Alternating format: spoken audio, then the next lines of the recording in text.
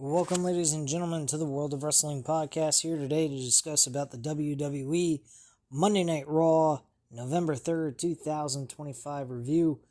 Today, this was actually a whatever show, really. Not all that big of a deal of a show, honestly. It's alright. It wasn't terrible, but it wasn't that great either. Show kick-started, though, with CM Punk. In the ring, cutting a promo. Punk asks, is it great to be champion on a Monday Night Raw in the great state of New Mexico or what? Punk asks the crowd how they're feeling, and they sound fired up. Punk says there is a litany of people he needs to thank for getting to this point. The crowd chants, "You deserve it." Punk says, "We'll cover the difference between deserving and earning it." Punk thanks his very smart, intelligent, tough as needed wife, AJ Lee. Punk says, "Thank you, babe, for always standing next to me in the bad times so we can stand next to each other, chest puffed out, and enjoy the good times." Next, Punk thanks the fans. Some call them the WWE Universe. To him, they're CM Punk fans. Punk doesn't get here without each and every single one of them. Punk tells them to clap for themselves because they deserve it. A CM Punk chant fires up.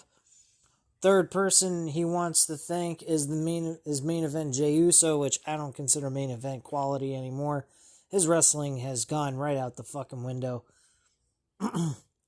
Punk thanks him for the tough match and the hard fight. Uso is truly a main eventer. No, he's not. Punk says, yeet. Going forward, he'll like to be friends, but he understands if it doesn't turn out that way. 2 years ago, he said he's not here to make friends anyway. He's here to earn money and be a champion. Punk did that. Another CM Punk chant picks up. Punk doesn't know how much time he has left, but SummerSlam taught him something. He held the title for 3 minutes after beating Gunther, so he has to hold on to it as tightly as possible for now. There is no snake in the grass. Seth Rollins waiting in the wings to cash in his Money in the Bank briefcase. Punk asks the crowd to indulge him and mocks Rollins' taunt, where he swings the title over his head like a helicopter blade. And Punk sarcastically says, "Speedy recovery. If Rollins comes back, he'll put him back on the couch." This title is vindication. For 2 years, he walked around as a king without a crown. With the crown, there's a target on his back and front. There's a locker room full of badass talent. And if he's not who he claims to be, the best in the world, he could lose this title quicker than you think. Punk knows there's already a line with Braun Breaker and Bronson Reed. The Vision says they're coming for his gold. Punk wants to be a fighting champion for a multitude of reasons. There are a lot of people he wants to punch in the face, like Breaker, Reed, and Paul Heyman. Punk wants to test himself against the best this company has to offer, including the best professional wrestlers on earth, such as AJ Styles. Styles has earned the right to step up and get a title shot. Someone who has 2 belts and hasn't earned or deserved any. Dominic Mysterio. He's filed under someone he wants to punch in the face. Punk mentions that JD McDonough is an exceptional professional wrestler. If Punk isn't himself on his best day, McDonough is. He could lose this title. Finn Balor's another great one, and Sheamus, he'll be his Huckleberry. There's another contemporary who doesn't have much time, and that's John Cena. He'll be Cena's Huckleberry as well. If he wants some, he can come get some. If anyone wants it, they can get in line because the champ is here. Then Logan Paul comes out. Punk looks pained to see the Maverick. Punk says he made a mistake and spoke too soon. He wants to be a fighting champion for anyone but Paul. Punk wants nothing to do with his famous for nothing ass. Punk tells Paul to go to SmackDown. Elijah Dragunov has having an open challenge. That's more Paul's lane, and Paul gets in the ring and Punk does his best Michael Scott impression as he yells, "No, no!" Paul takes a microphone and says, "The noble CM Punk said anyone can challenge him. Paul is a Ferrari that no one can afford. Punk is a used Honda Civic with 270,000 miles on it. Paul has been in the ring with Roman Reigns, John Cena, AJ Styles. Paul has beaten Styles at WrestleMania. The crowd can boo because they're mad. If anyone in this industry has earned a title shot, it's Logan Paul." The crowd loudly boos. Then out comes Paul Heyman stating, "Gentlemen," and walks out the stage with Bronson Reed and Braun Breaker in behind him. Heyman introduces himself and says they're about to take a walk all the way down to that ring. Heyman says he heard Punk refer to himself as the king without a crown. Heyman sees a bitch without an owner. He's talking to Mr. YouTube. Logan Paul.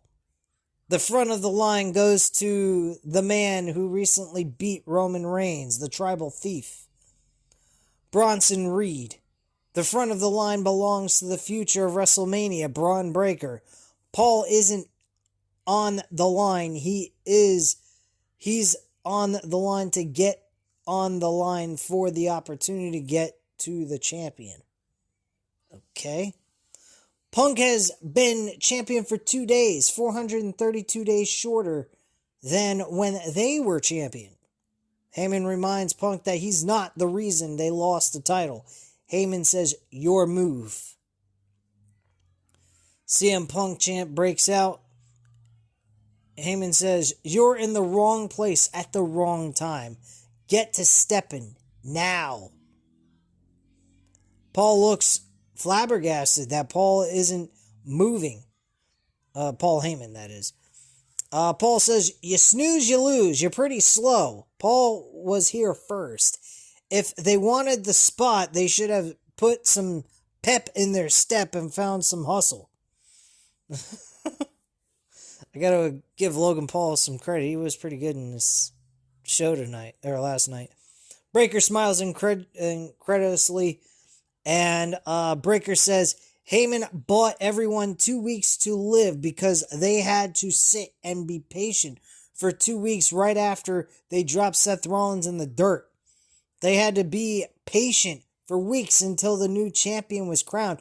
Punk had his moment, but the dog isn't waiting anymore. The crowd starts barking, and Breaker says he's coming for what belongs to him. There's nothing else standing in his way except for a guy holding it to keep it warm and a dumbass YouTuber who thinks he's tough.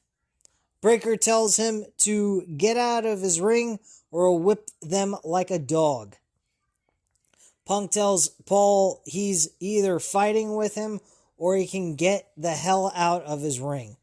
Paul wags his finger and opts not to fight with Punk, and Paul gets out of the ring and walks around Reed.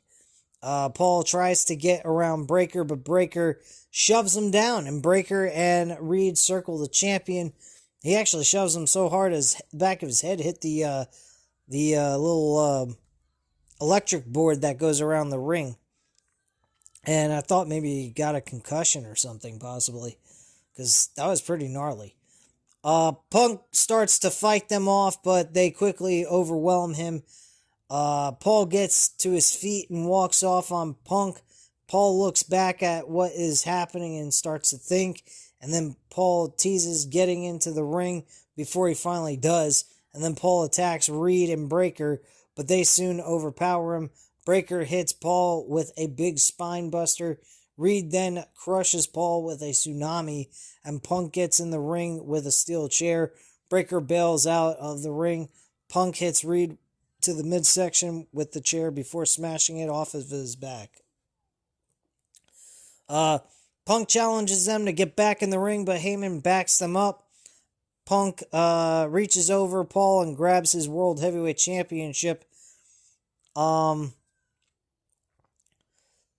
that is pretty much the opener to the show. Later on, we find out that Jey Uso decides to volunteer to replace Logan Paul as the tag team partner, which should have been the tag team partner, but wasn't, in the main event. So we get to see the Vision once again in tag team action in the main event of the show. Unbelievable. The Kabuki Warriors are shown arriving at the Rio Rancho Event Center, and World Tag Team Champion AJ Styles and Dragon Lee are shown entering the center together as well. Just go over a bunch of list of guys that are coming to the ring, or coming to the arena and whatnot. But the first match of the night was Stephanie Vacour and Nikki Bella against the Judgment Day of Roxanne Perez and Raquel Rodriguez. This match, was average. Roxanne Perez hits Pop Rocks, gets the W on Nikki Bella again, back-to-back, which is surprising. The Judgment Day celebrates outside the ring. Vacour consoles Bella in the ring as well. Video packages announced on Saturday that Saturday night's main event, John Cena commented on his final opponent. The question Cena has been asked since he announced his retirement over a year ago, pretty much just going over who's going to be, list of things that are supposed to happen for this tournament to face John Cena for the title. They do give out the 2 matches that will be taking place. That is announced. It was actually going to be Sheamus versus Shinsuke Nakamura and Rusev versus Damian Priest. Those are the 2 matches we already know are going to happen. I'm okay with Damian Priest. Shinsuke Nakamura, I get that John Cena did face Shinsuke Nakamura one time back in 2017, but does anyone remember that? Probably not. That was to crown the number 1 contender for the World Heavyweight title that Jinder Mahal was carrying around in those terrible times on SmackDown. God help us. But other than that, who the fuck cares? Shinsuke Nakamura is actually the weakest. Damian Priest I'm okay with. I'm glad Sheamus and Rusev are in there. They both deserve to be there because they both have past history with John Cena. Rusev with the U.S. Championship and Sheamus over the WWE Championship multiple times. So it makes perfect sense those 2 are actually in there. Damian Priest is kind of somebody he's never faced before and is a young upcomer. Well, not really young. He's in his 40s, but still, he hasn't broke out heavily on WWE television outside of winning the world title a year or 2 back. Anyway, CM Punk bumps into main event Jey Uso backstage. This is pretty much leading towards what I was talking about, that Uso has CM Punk's back and he becomes a tag team partner. Uso says he saw what happened out there. Something in his heart is telling him to help Punk out. Punk asks if he can trust him. Is he talking to main event Jey Uso or Lil Roman? Uso says he's talking to the main event.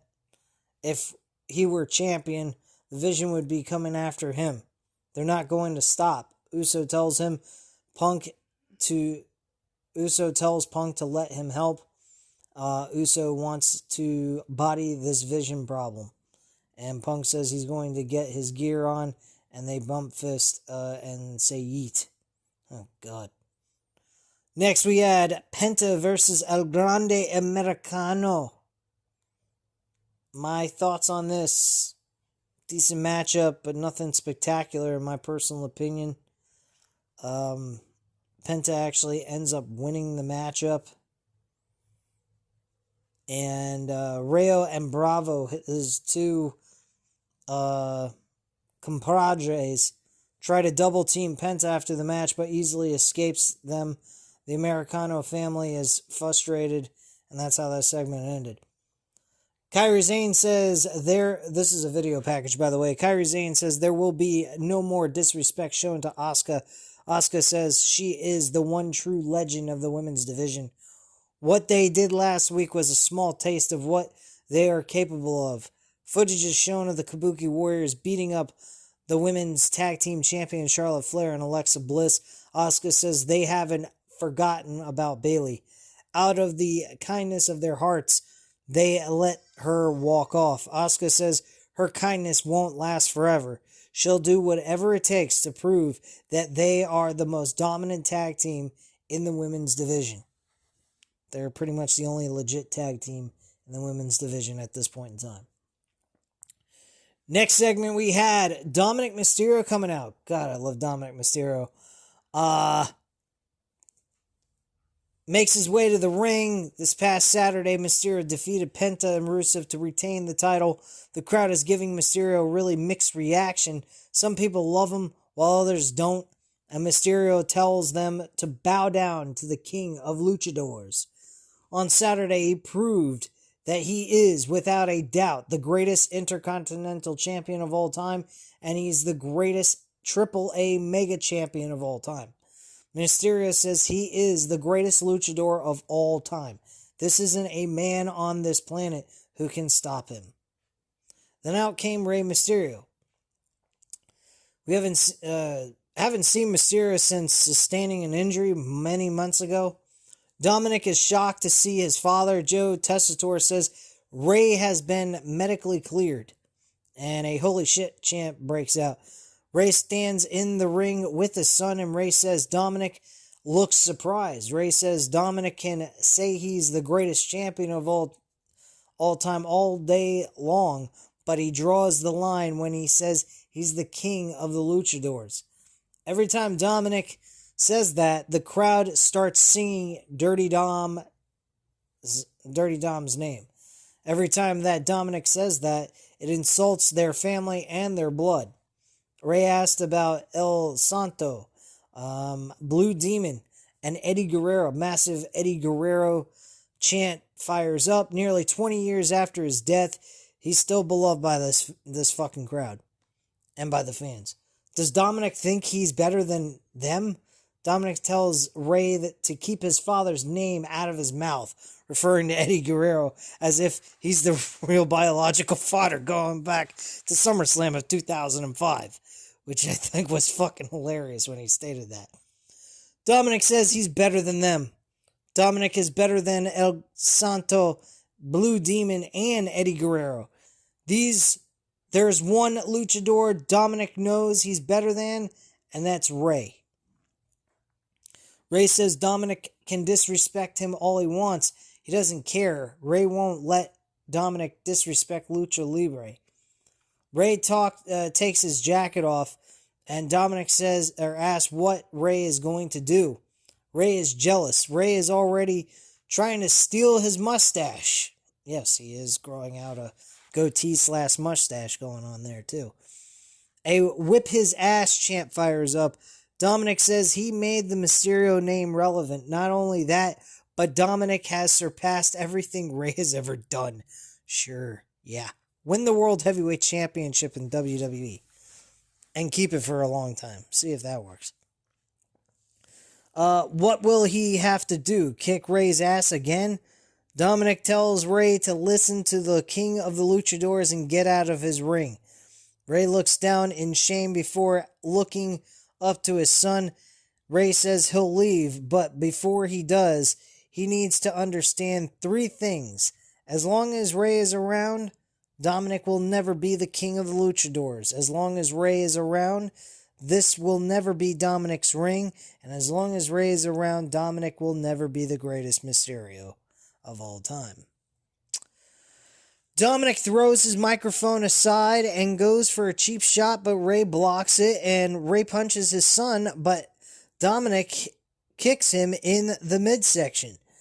Rey quickly hits a head scissor into the ropes, and Rey hits his son with the 619. Rey heads to the top rope, but Dominic rolls out of the ring to escape, and Rey stands tall in the middle of the ring. My feelings on this, I think Rey Mysterio competing for the AAA Mega Championship would actually be pretty fucking awesome. Because we're talking about the kings of luchador wrestling, or lucha libre.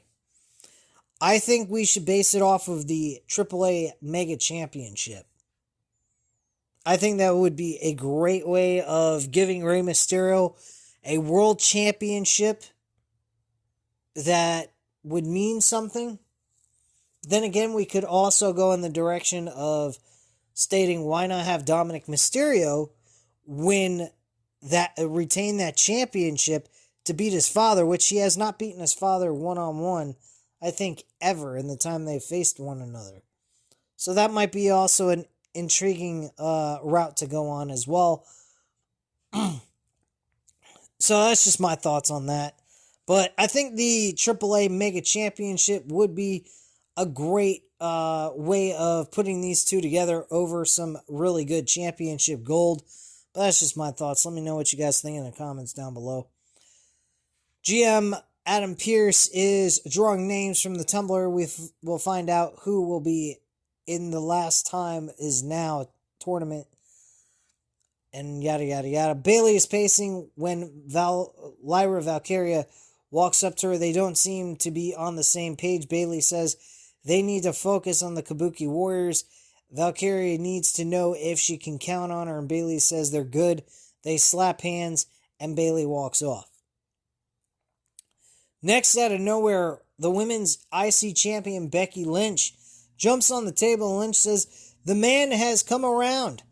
She has a lot to get off of her chest. Lynch has been going through a lot of these last few weeks. She's got a hot husband who's injured at home. The Vision have lost their minds and ruined everything. And Lynch has been saddled with a crooked referee hell-bent on holding her down. After all that, Pierce sent her home to cool down. Lynch says she's the definition of cool. The only cool thing to come out of New Mexico is a show about how much meth these people do. Oh my God. Maxine Dupree is not cool, but she's lucky because she got to step into the ring with her and live to tell the tale.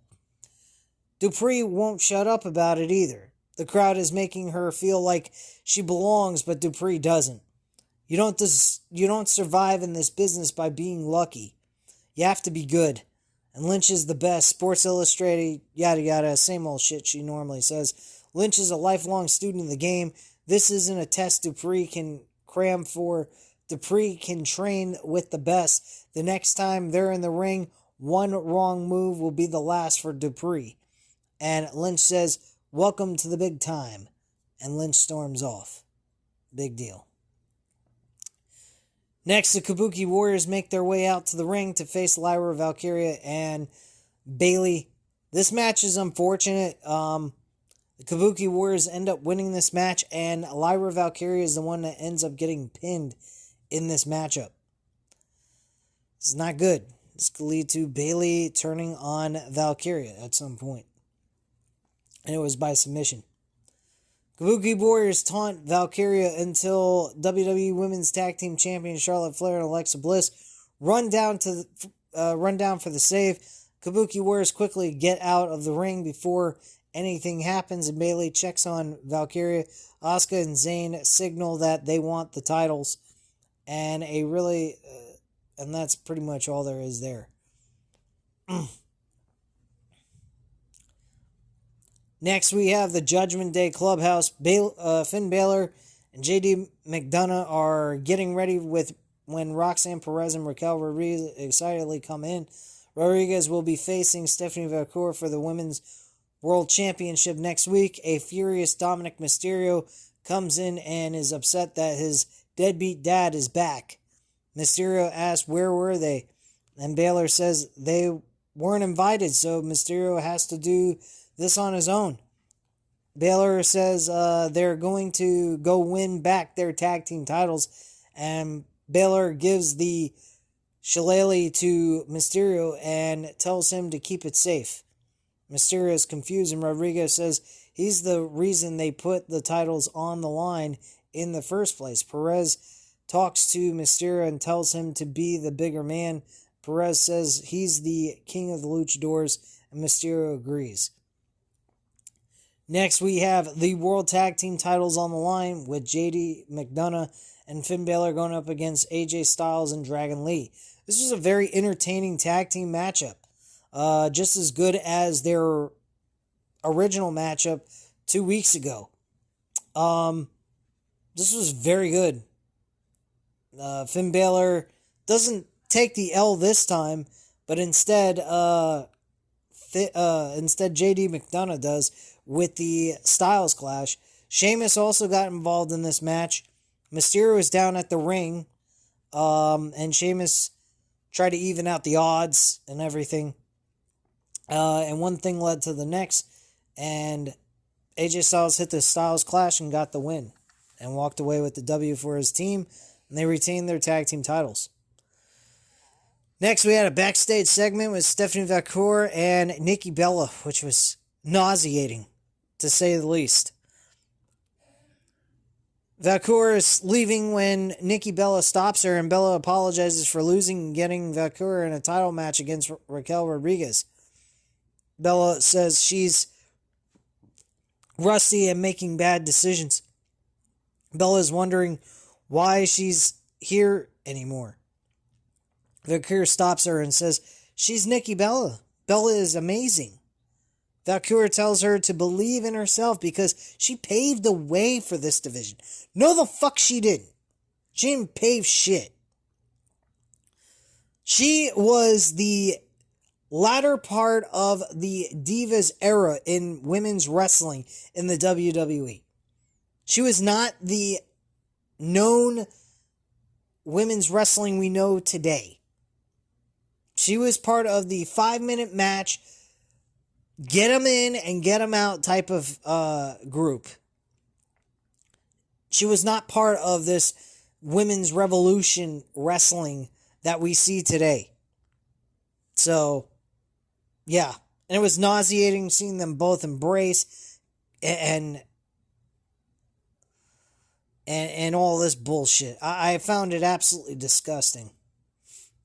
It is absolutely nauseating how they keep puffing up and making fucking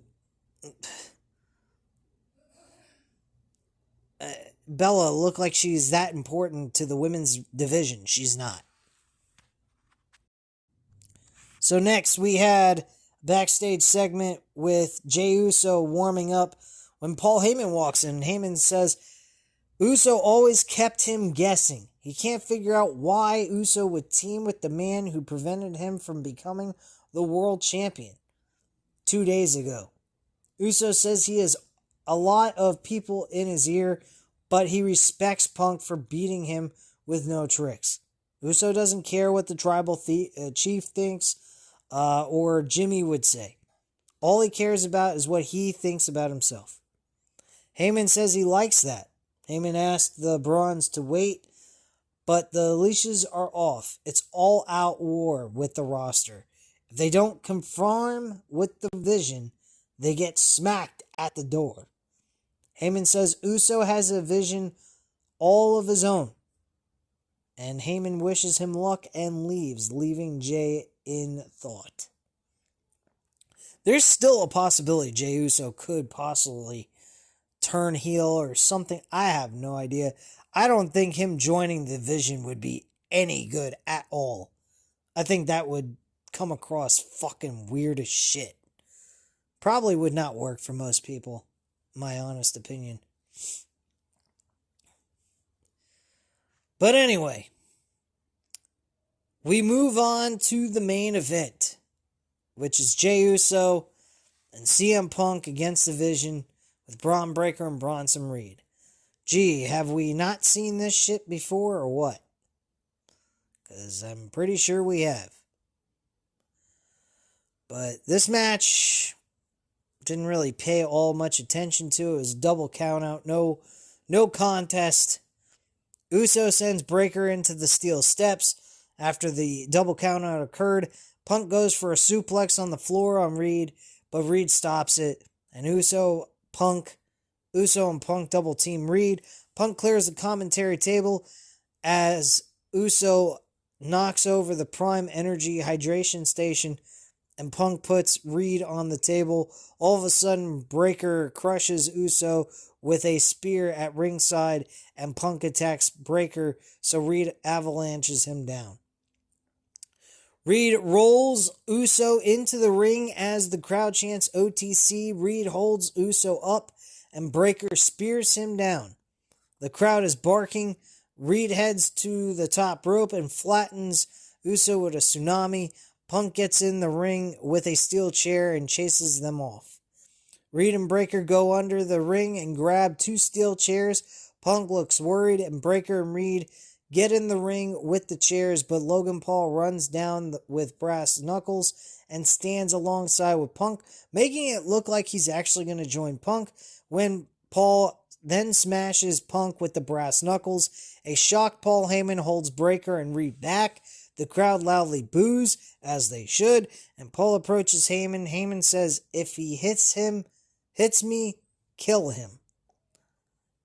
Paul holds the brass knuckles up in front of Heyman and hands them to him. Heyman smiles and stares at Paul as the show ends, and that is it. So, there's a possibility Logan Paul could be part of the Vision. And I could see that. That definitely works. And this would actually be very intriguing with Seth Rollins coming back from the injury at some point and this group still being around. Now, him being part of this group can also cause setbacks as well. Like for Braun Breaker, I don't like that. Braun Breaker deserves to become the World Heavyweight Champion, not Logan Paul. I'm not really intrigued by this. Not by the slightest. I don't like this one bit. The only thing I could say that would work for me is that Braun Breaker was to go after the WWE Championship to Cody Rhodes, which would make sense, but being a heel and a babyface.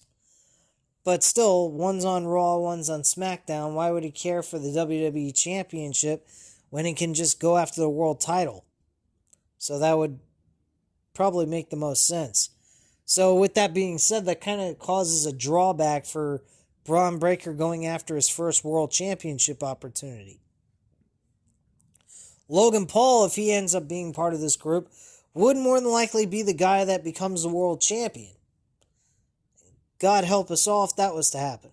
Because I don't know if I could deal watching Monday Night Raw with Logan Paul as champion. As good as he is in the ring, he's not that great of a person. I mean, I've watched his content as of late, his most recent stuff. He seems to become more of a mature person. I think he's learned more from his mistakes and whatnot. But just a part of me still just does not like him despite the changes I've seen of him.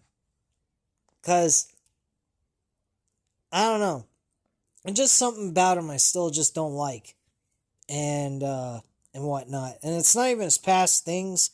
Because what he did in the past, I mean, he was like real young and stupid. And I think he's kind of learned from those mistakes.